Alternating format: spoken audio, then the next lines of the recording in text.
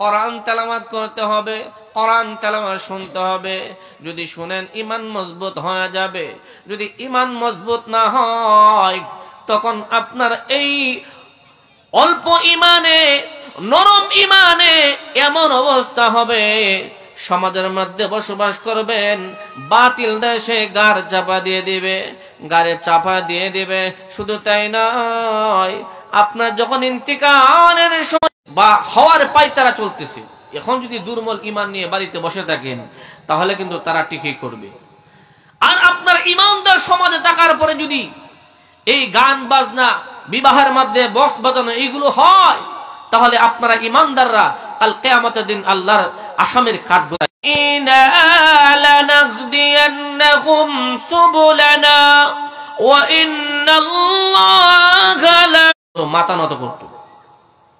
বাদশা জু নওয়াজকে খোদা মানত, এমন প্রভাবশালী বাদশা ছিলেন, জালেম বাদশা। তাইলে কি হবে যে এইরকম একটা হষ্টপুষ্ট ছেলে আমার দরবারে দরকার, আমার দরবারে থেকে আমার জ্যোতিষীদের কাছ থেকে জাদুবিদ্যা শিখবে। একদিন সে বড় একটা জাদুবিদ্যার উপর মহাপণ্ডিত্য অর্জন করবে এবং বড় একটা জ্যোতিষী হবে। আমার পক্ষে সে সাফাই করবে, কথা বলবে, আমি যাই বলি তাই সে করবে। এইরকম একটা বিশ্বস্ত লোক আমি তাকে তৈরি করব। এখন ছেলেটাও যখন অসহায়িত্ব, এই ছেলেটা বাদশার দরবারে যাইতে শুরু করলো। বাদশা তার জ্যোতিষীর মাধ্যমে, জাদুগিরদের মাধ্যমে তাকে জাদুবিদ্যা শিক্ষা দিতে শুরু করলো এবং বলতেছে এই বাদশার কথা মানতে হবে, এই বাদশার আইন মানতে হবে, এই বাদশাই হলেন আমাদের প্রভু। জোরে কর নাউজুবিল্লাহ। এই ছেলে ছোট বাচ্চা, বেশি কিছু বুঝে না, এখন এই বাদশার কথাই সে মানতে শুরু করলো এবং জ্যোতিষীর কাছে গিয়ে জাদুবিদ্যা শিক্ষা করে। প্রতিদিন জ্যোতিষীর কাছে জাদুবিদ্যা শিক্ষা করে। একবার সকালে ঘুম থেকে উঠে আসে, আবার বিকালের দিকে যায়। এইভাবে প্রতিদিন তার ডিউটি। হঠাৎ করে আসা যাওয়ার এক রাস্তার মধ্যে ছোট একটি কুঁড়ে ঘর। এই ঘরের মধ্যে একজন বুজুর্গ আল্লাহওয়ালা ব্যক্তি বসবাস করে। তো এই ব্যক্তি প্রতিদিনই দেখে এই যুবকটা এই রাস্তা দিয়ে হাঁটাচোরা করে বাদশার দরবারে যায়। তো এই বুজুর্গ আল্লাহর ওলি এই যুবককে ডাক দিয়ে বলো, হে যুবক, প্রতিদিন দেখছি একবার সকালবেলা যাও, আবার বিকাল বেলা আসো, কোথায় যাও, কি করো? এই বাচ্চা বলতেছে, আমি তো গরিব, আমার এইরকম অর্থ সম্পদ নাই যে আমার মা আমাকে ভালোভাবে শিক্ষা দীক্ষা দিবে। তো বাদশার অর্ডারে আমি বাদশার দরবারে যাই, আর বাদশার দরবারে গিয়ে বাদশার জ্যোতিষীর মাধ্যমে, জাদুগিরের মাধ্যমে আমাকে জাদুবিদ্যা শিক্ষা দেওয়া হয়। আমি এখানে গিয়ে জাদুবিদ্যা শিখতেছি। তো এই বুজুর্গ আল্লাহর ওলি এই যুবককে বলতেছে, আমি কি তোমাকে একটা বাক্য শিক্ষা দেব, একটা কালাম শিক্ষা দেব, যেই কালামটা, যেই বাক্যটা এই বাদশাহী থেকেও এবং এই জ্যোতিষীর জাদুগিরি থেকেও শক্তিশালী। এই যুবক বলতেছে, বাদশার এই জাদুগিরের, জাদুগিরির চাইতেও যদি আরো শক্তিশালী কোনো বাক্য থাকে আমাকে শিক্ষা দিতে পারেন, এটা তো আমার জন্য ভালো। জোরে কন্যা সুবহানাল্লাহ। এটা তো আমার জন্য ভালো, আমি এটা শিক্ষা করতে চাই। এখন এই বুজুর্গ আল্লাহর ওলি এই যুবককে আউযুবিল্লাহ বিসমিল্লাহ পরে তাকে কালিমাটা শিখাইলো এবং বলল যে এমন পাওয়ার, এটা এমন শক্তিশালী যে জ্যোতিষীর জাদুবিদ্যার চেয়েও আরো মহা শক্তিশালী। জোরে কোন সুবহানাল্লাহ। এই ছেলে এই বুজুর্গ আল্লাহর ওলির কাছ থেকে সে এই সবকটা গ্রহণ করলো এবং প্রতিদিন সবক গ্রহণ করে বাড়িতে যায়। প্রতিদিন সকালে উঠে বাদশার দরবারে আসে। এইদিকে বাদশার দরবারে জাদুবিদ্যা শিখে যাওয়ার পথে এই বুজুর্গ আল্লাহর ওলির কাছে গিয়ে সে এই সবকগুলা শিখে। এখন বাড়িতে যাইতে কিছু সময় লাগে, লেট হয়। এখন তার মা জিজ্ঞাসা করে, বাচ্চা দন, প্রতিদিন সকালবেলা তুমি যাও, আবার দুপুরের পরে চলে আসতে, এখন দেখা যায় তোমার আস্তে আস্তে সন্ধ্যা হয়ে যায়, এর কারণটা কি, ঘটনা কি, তুমি এত লেট করো কেন? তো এই বাচ্চা জানে যে আমার মা মুশরিক, আমি যদি এই হুজুরের কথা বলি তা আমাকে মারপিট করবে, আর এই খবর যদি বাদশা জানে তাহলে আমার গর্দান থেকে মাথা আলাদা করে দিবে। বাদশার দরবারও বলে না, মার কাছেও বলে না। মার কাছে বলতেছে যে মা, হ্যাঁ রাস্তায় আসতে সময় একটু দেরি হয়ে গেছে, এই সেই বিভিন্ন অজুহাত পেশ করে। এইভাবে এই যুবক একদিক দিয়ে জ্যোতিষীর কাছে গিয়ে জাদুবিদ্যা শিখে, আর একদিকে এই বুজুর্গ আল্লাহর ওলির কাছে এসে আল্লাহর কালাম শিখে। হুজুরে কন্যা সুবহানাল্লাহ। এক পর্যায়ে এই যুবক জ্যোতিষীর কাছ থেকে জাদুবিদ্যা শিক্ষা করে যখন রাস্তা দিয়ে যায়, হঠাৎ করে তাকায় দেখে ওই রাস্তার যে বড় শহর রয়েছে, বাজার রয়েছে, ওই বাজারের মুখের মধ্যে মানুষ বাজারে ঢুকতে পারে না। শত শত হাজার হাজার মানুষ এলোমেলো ভাবে চিল্লাচিল্লি করতেছে, হই হাল্লা করতেছে, ঘোরাফেরা করতেছে। এই যুবক জিজ্ঞাসা করলো, এখানে এত মানুষের সমাগম কেন? এমনিতে এই সমাগম দেখার জন্য মানুষ বাজারে যাইতে পারতেছে না, রাস্তার এদিক থেকে ওই দিকে যাইতে পারতেছে না, কি সমস্যা হলো? এটা দেখার জন্য এই যুবক সামনের দিকে অগ্রসর হয়। সামনের দিকে অগ্রসর হওয়ার পরে তাকায় দেখে এই রাস্তার মাঝখানে একটা বিশাল বাঘ শুয়ে রয়েছে। এমনিতে বাদশাহ দরবারে খবর দেওয়া হলো, বাদশাহ সাহেব দেখেন মানুষ তো বাজারে যাইতে পারতেছে না, একটা বাঘ এখানে বসে রয়েছে। এমনি বাদশাহ সেনাবাহিনীর ফোর্স পাঠিয়ে দিল, যাও এই বাঘটাকে গুলি করে মেরে ফেলো। বাদশাহর আদেশ মোতাবেক সেনাবাহিনীর দলেরা বন্দুক রাইফেলের কামান নিয়ে এখানে উপস্থিত হয়ে গেছে এই বাঘকে সরানোর জন্য। বাঘের দিকে তীর নিক্ষেপ করে বাঘের দিকে গোলাবারুদ ছড়ে বাঘকে সরাইতে পারে না। এমন অবস্থায় আবার এই বাদশাহ জাদুগিরি পাঠিয়ে দিল, যাও আমার সেনাবাহিনীরা যেখানে ব্যর্থ হয়েছে এখানে তোমার জাদুবিদ্যার মন্ত্র প্রয়োগ করো। ও জ্যোতিষীরা পাঠিয়ে দিল। এই জ্যোতিষীরা আসার পরেও এই বাঘকে সরাইতে পারল না। এমনিতে এই যুবক এখানে উপস্থিত হয়ে বলল, হে আমার ভাইয়েরা, এলাকার লোকেরা এখানে কি হয়েছে? বলতেছে এখানে সারাদিন যাবত একটা বাঘ রাস্তায় শুয়ে রয়েছে, এই বাঘকে কেউ সরাইতে পারতেছে না, বাদশাহ সেনাবাহিনীরাও সরাইতে পারতেছে না। বাদশাহ দরবারের জাদুবিদ্যার জাদুগিররা জ্যোতিষীরাও জাদুর মাধ্যমে এই বাঘ সরাইতে পারতেছে না। এমনিতে সব লোক এই যুবককে বলতেছে, হে যুবক, তুমি তো প্রতিদিন বাদশার দরবারে গিয়া জাদুবিদ্যা শিখো, দেখো তোমার একটু জাদু মন্ত্রের মাধ্যমে উনি এই বাঘটা সরানো যায়। যদি রাস্তা থেকে এই বাঘ না সরে তাহলে আমরা বাজার সদাই করতে পারবো না, এমনকি বাড়িতেও যেতে পারবো না। এই অবস্থায় তুমি একটু সহযোগিতা করো।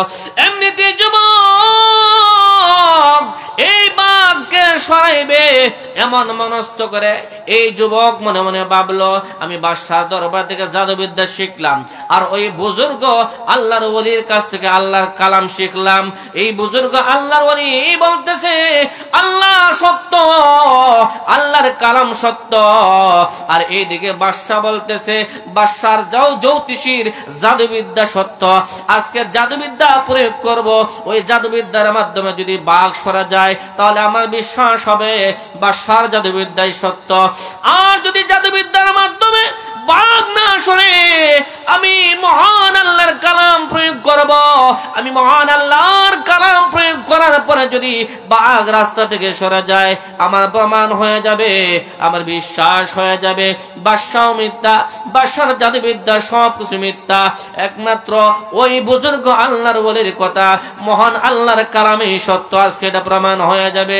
এমনিতে এই যুবক বাঘকে লক্ষ্য করে, এমনিতে যুবক বাঘকে লক্ষ্য করে তারা জাদুবিদ্যা প্রয়োগ করলো, কিন্তু দেখা যায় বাঘ একটু পিছপা হয় নাই। যখন বাঘ সরে নাই, এখন এই যুবক মনে মনে ধারণা করলো আমি বাদশার জাদুবিদ্যা প্রয়োগ করলাম, বাঘকে সরাইতে পারলাম না, বা তাহলে বোঝা গেল জাদুবিদ্যার কোনো ক্ষমতা নাই।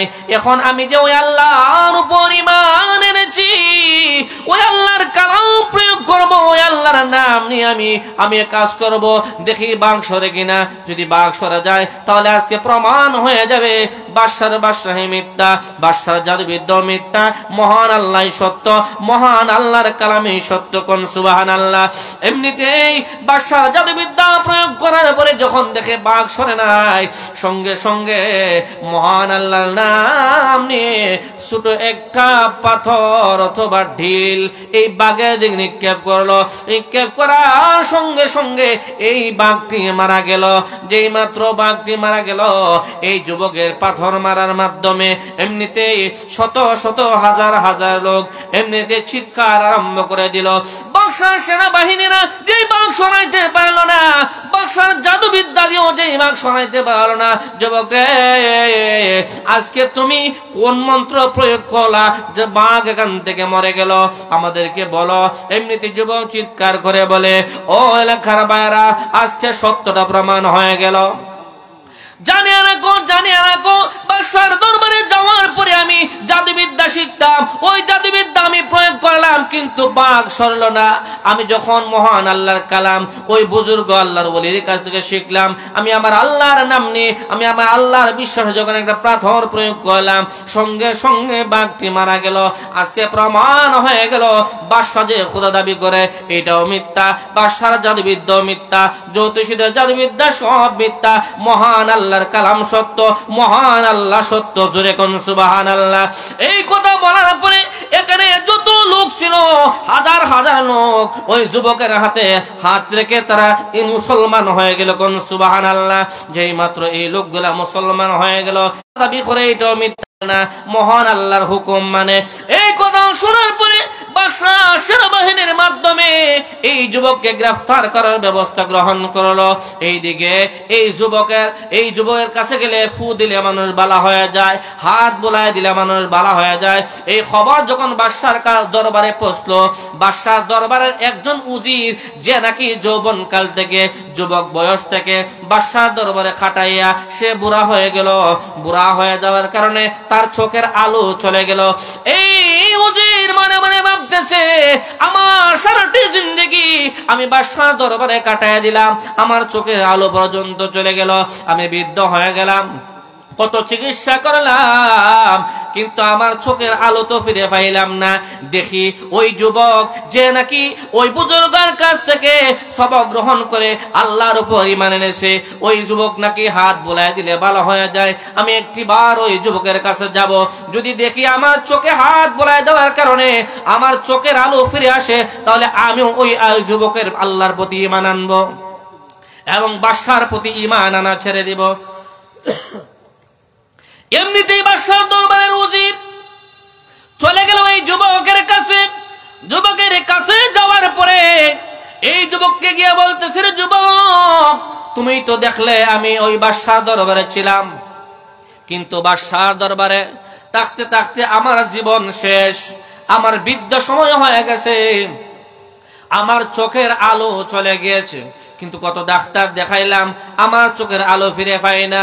ও যুবক, তুমি নাকি হাত বোলাই দিলে চোখের আলো ফিরে হওয়া যায়, চোখ ভালো হয়ে যায়, আমাকে একটু ফু দাও, আমার চোখে একটু হাত বোলাইয়া দাও। এমনিতেই যুবক এই উজিরের চোখের মধ্যে হাত বোলাইয়া দিলেন। হাত বোলাইয়া দেওয়ার সঙ্গে সঙ্গে এই উজিরের চোখের আলো ফিরে চলে আসে। যখন সুবহানাল্লাহ। এই খবরও যখন বাদশার দরবারে পৌঁছলো, বাদশা সিদ্ধান্ত নিল, না আর দেরি করা যাবে না, এই মুহূর্তে এই যুবককে গ্রেফতার করে জেলখানার ভিতরে ঢুকাও। এই যুবক যদি আর কিছুদিন বাহিরে থাকে, আমার এলাকার সব মানুষ সে মুসলমান বানায় ফেলবে, আর আমাকে খোদা মানবে না, আমার জাদুবিদ্যাকে কেউ বিশ্বাস করবে না। সঙ্গে সঙ্গে এই বাদশার সেনাবাহিনীরা গিয়া এই যুবককে গ্রেফতার করে নিয়ে আসে। এই যুবককে মারপিট আরম্ভ করে, চাবুক আঘাত করে, বলতেছে, তুই ওই আল্লাহর উপর ঈমান আনা ছেড়ে দে, আমার উপর ঈমান আন, আমি আল্লাহ মান, আমাকে খোদা মান, এমনকি আমার যে জাদুবিদ্যা আছে, জ্যোতিষী জাদুবিদ্যা আছে, ওইগুলা বিশ্বাস কর। ওই যুবক বলতেছে, আমাকে জেলখানায় নয়, আমাকে চাবুক মারা নয়, যদি আমার দেহ থেকে প্রাণ পাখিটাও বের করে দেওয়া হয়, এরপরও আমি এই মিথ্যার আশ্রয় নিব না, আপনার প্রতি ঈমান আনবো না, ওই জাদু বিদ্যা আমি বিশ্বাস করব না, আমি মহান আল্লাহর উপর ঈমান এনেছি, ওই ঈমান নিয়ে আমি মরতে চাই। কোন সুবহানাল্লাহ। এবার এই যুবককে জিজ্ঞাসা করা, আমার যুবক, এত মজবুত ঈমান তোমাকে কে শিক্ষা দিয়েছে? এই যুবক বুজুর্গ আল্লাহর ওলির কথা বলতেছে। এমনিতেই বাদশাহ তার সেনাবাহিনীদেরকে বলতেছে, যাও এই মুরব্বী বুজুর্গ আল্লাহর ওলিকে, যে এই যুবককে এইরকম শক্তিশালী বানাইছে, এমন মজবুতি বানাইছে, এত শক্ত ঈমান শানায়ন করেছে, যাও এই মুরব্বী বুজুর্গ আল্লাহর ওলিকে নিয়ে আসো। এমনিতে এই বুজুর্গ আল্লাহর ওলিকে ধরে নিয়ে আসছে। আসার পরে তাকে চাবুক মারা হয়েছে, বেত্রাঘাত করা হয়েছে, এমনকি এই বুজুর্গ আল্লাহর ওলিকে ফাঁসিতে ঝুলায়া তাকে মৃত্যু দেওয়া হয়েছে। নাউজুবিল্লাহ, মৃত্যু দেওয়া হয়েছে। এমনকি এই যুবককে বলা হয়েছে, দেখো তোমার উস্তাদ ওই বুজুর্গকে যেইভাবে আমরা হত্যা করেছি, মেরে ফেলেছি, ঠিক সেইভাবেও তোমাকেও আমরা মেরে ফেলবো। এখনো সময় আছে, তুমি ওই আল্লাহর উপর ঈমান আনা ছেড়ে দাও। এমনিতে যুবক বলতেছে, না, আমি কখনো ঈমান আনা ছাড়ব না। তুমি যদি ঈমান না আনো, তাহলে আমার সেনাবাহিনীর মাধ্যমে তোমাকে পাহাড়ের উপর উঠানো হবে, পাহাড়ের উপর থেকে তোমাকে ধাক্কা দিয়ে ছেড়ে দেওয়া হবে। পাহাড় উপর থেকে তুমি যখন পড়বে, গাছের গোড়ায় বাড়ি খাইয়া, পাথরে বাড়ি খাইয়া, মাথা চূর্ণ বিচূর্ণ হইয়া তুমি মারা যাইবে। এখনো সময় আছে, তুমি এইগুলা ছেড়ে দাও। কিন্তু এই যুবক এমন মজবুত আল্লাহর উপর ঈমান এনেছে, সে বাদশাকে লক্ষ্য করে বলতেছে, বাদশাহ আপনি আমাকে যতই মারার চেষ্টা করেন না কেন, আমার আল্লাহ যদি না চাহে আমাকে কিছুই করতে পারবেন না। আমাকে পাহাড়ে পাঠাইবেন মারার জন্য, আপনার যেই লোক দিয়ে পাঠাইবেন ওই লোকগুলাই ধ্বংস হয়ে যাবে, আমার আল্লাহ আমাকে হেফাজত করবেন। কোন সুবহানাল্লাহ। সম্মানিত হাজিরিন, যে আলোচনা করছিলাম, আলোচনা আরো লম্বা। যাই হোক, আজকের পশ্চিম মেরওয়ালা খেদমতে কোরআন ইসলামী যুব সংঘের আজকের আয়োজনের বিশেষ অতিথি আমার শ্রদ্ধেয় বড় ভাই হযরত মাওলানা জয়নাল আবদিন কোম্পানিগঞ্জি সাহেব। উনিও বসা, ওনারে বসায় রেখে আসলে লম্বা আলোচনা করা, এটা আমার কাছে আমার দ্বারা মুনাসিব না। আলহামদুলিল্লাহ, হুজুর সুন্দর আলোচনা করেন, এখন আলোচনা করবেন। আল্লাহ পাক আমাদেরকে এই আলোচনার উপর আমল করার তৌফিক দান করুক। সকলে বলেন আমিন। ওয়া আখিরু দাওয়ানা আলহামদুলিল্লাহি রাব্বিল আলামিন। আলহামদুলিল্লাহ।